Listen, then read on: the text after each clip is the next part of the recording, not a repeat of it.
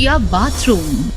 बहुत समय पहले किसी शहर में राहुल नाम का आदमी अपनी पत्नी मेनका और बेटी चिंकी के साथ रहता था।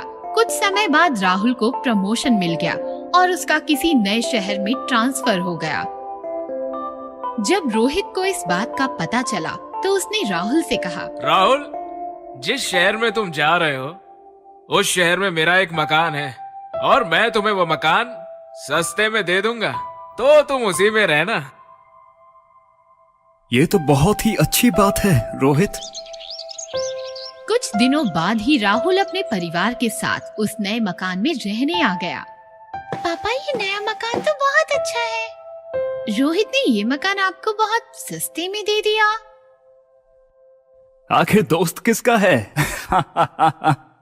आप दोनों पानी पी लो, मैं जल्दी से नहाकर आप दोनों के लिए खाना बना देती हूँ। ये कहकर मेनका बाथरूम में आ गई, लेकिन जैसे ही उसने पानी की टंकी खोली तो उसमें पानी नहीं था। उसने बाहर आकर राहुल से कहा, राहुल, बाथरूम में तो पानी ही नहीं आ रहा। लेकिन मैंने अभी किचन में चेक किया, किचन में तो पानी आ रहा है। लगता है बाथरूम की टूटी खराब है। कोई बात नहीं, आप उसे बाद में ठीक करा देना। मैं अभी किचन से पानी लेकर मुंह हाथ धो लेती हूँ। इसके बाद सब खाना खाकर सो गए। अगले दिन राहुल ने फोन करके प्लम्बर को बुलाया। बाथरूम की टूटियां ठीक कर दो, उनमें पानी नहीं आ रहा है।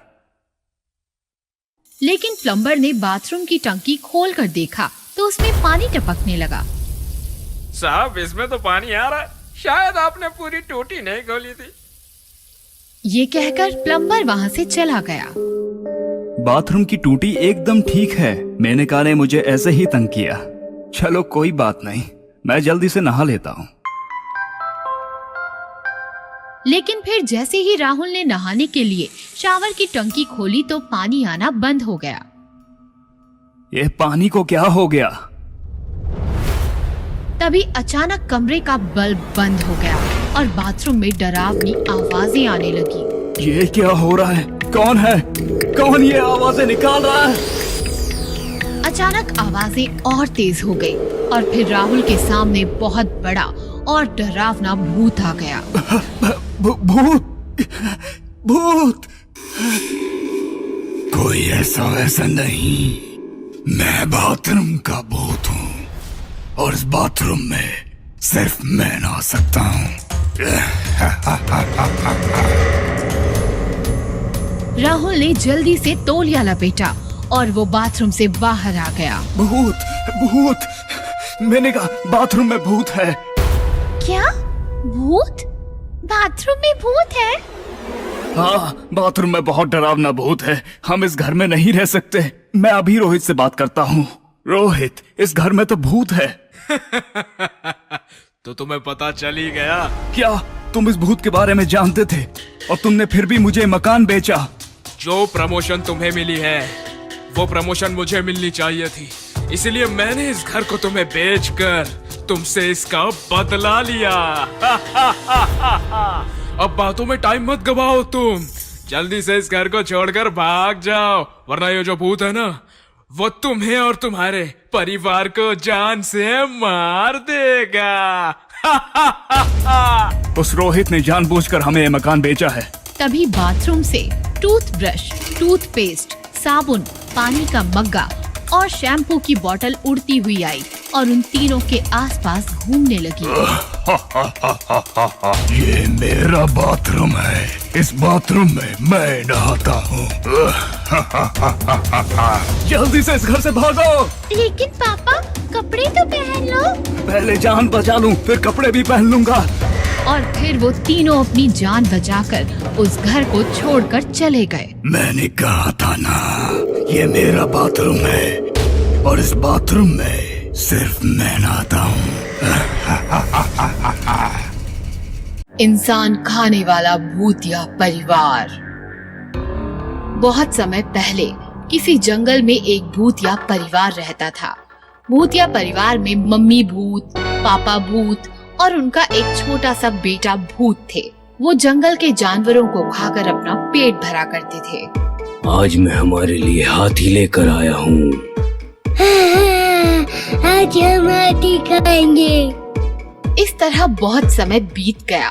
फिर एक दिन भूत के बेटे ने कहा, भूत पापा, मैं रोज रोज कभी हाथी तो कभी हिरन खाकर बोर हो गया हूँ। अब मुझे कुछ और खाना है।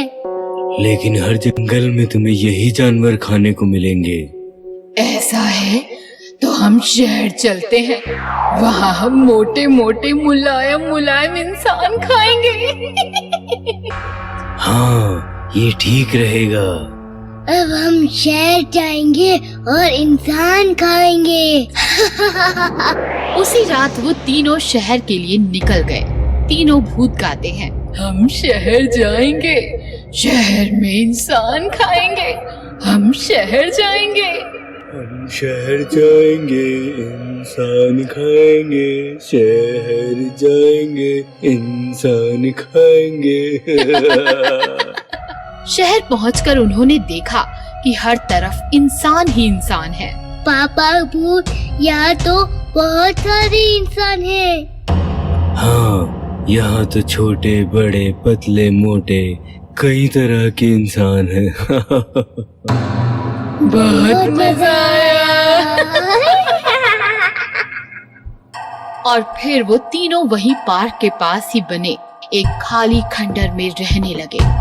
अब भूत पापा रोज पार्क से एक इंसान उठाकर ले आता और वो तीनों उसे बड़े मजे से खाते। ये इंसान तो बहुत स्वादिष्ट होते हैं। पेट भर कर खाओ भूत बेटे, क्योंकि शहरों में इंसान कभी खत्म नहीं होते। ऐसे ही बहुत दिन बीत गए। एक दिन सोसाइटी के सेक्रेटरी ने नोटिस किया कि पार्क में अब कम लोग आने लगे हैं। ये सोचकर वो पास ही के एक पुलिस स्टेशन में गया। मुझे लगता है कि पार्क में कुछ गड़बड़ी चल रही है, आप जल्दी कुछ कीजिए। आप चिंता मत कीजिए सेक्रेटरी साहब, मैं जल्द ही पता लगाता हूँ। पुलिस इंस्पेक्टर ने पार्क में जगह जगह सीसीटीवी कैमरा लगवा दिए। फिर जब अगले दिन उन्होंने कैमरा की रिकॉर्डिंग देखी तो वो हैरान रह गए। कैमरा में साफ दिख रहा था कि एक इंसान हवा में उड़ता हुआ पार्क से बाहर जा रहा है। सेक्रेटरी साहब, ये इंसान ऐसे उड़ता हुआ इस खंडर में क्यों चला जा रहा है? मुझे लगता है कि इसे कोई भूत लेकर जा रहा है।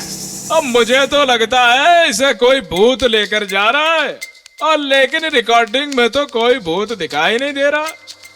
अब हम क्या करेंगे? अब मैं तो सिर्फ इंसानों को पकड़ना जानता हूँ, मुझे भूतों को पकड़ना नहीं आता।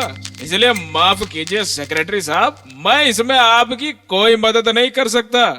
ये सुनकर सोसाइटी के सेक्रेटरी निराश हो गए और वहाँ से चले गए। उन्हें कुछ समझ नहीं आ रहा था कि वो क्या करें। मैं क्या करूं? सोसाइटी के लोगों को बताया तो वो घबरा जाएंगे। ये सोचकर उन्होंने किसी को कुछ नहीं बताया और दूसरी तरफ रोज पार्क में एक इंसान गायब होता रहा। अब सेक्रेटरी से रहा नहीं गया। उन्होंने सोसाइटी के सभी मेंबर्स की मीटिंग बुलाई और उन्हें सारी बात बताई और कहा, ये भूत पार्क के पास वाले खंडर में रहता है। अब आप ही बताइए मुझे क्या करना चाहिए। भूत का हम क्या कर सकते हैं? मुझे लगता है हमें ये सोसाइटी छोड़कर चले जाना चाहिए। लेकिन हम इतनी बड़ी सोसाइटी छोड़कर कहाँ पर जाएंगे? लेकिन यहाँ रहे तो भूत हमें खा जाएगा। हाँ, मगर सोसाइटी को छोड़कर भागना गलत होगा। मुझे लगता है कि हमें उन भूतों को यहीं से भगाना चाहिए। लेकिन कैसे? मेरे पास एक आइडिया है।